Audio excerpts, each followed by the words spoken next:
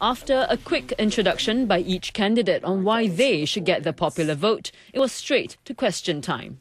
How will you use the moral authority? The panel comprised Professor Tommy Koh of the National University of Singapore, Janadas Devan of the Institute of Policy Studies, and Channel NewsAsia's Managing Director, Deborah Soon. Candidates crossed swords on the limits of the president's constitutional powers, how they would act on proposals to draw down on past reserves and exercise their moral authority. They were also asked how they would vet civil service appointments. I would subject the appointees, the recommendations of the government, to a fair bit of scrutiny. We are talking about very senior appointments, and we must do justice to the powers of the president.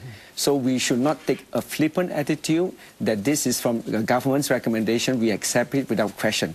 I want to check about what are his values, and I want to see whether he holds the values of honesty, fairness, and a sense of public service.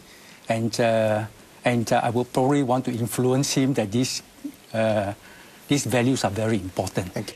Candidates were also quizzed on what they would say to the leaders of China, India, Indonesia and the United States. I definitely got to act on the advice of our foreign ministry. Each country has a particular relationship with us, and I have to be guided by how far I can go as a president in my conduct with all these leaders in my conversation. Well, I will give the same message to any of the four leaders. Okay. I will say, well, in a very polite way, the issue facing all of us now, in the world, in your country, in Asia, in my country, in Singapore, is a global economy and the precarious state of the global economy today.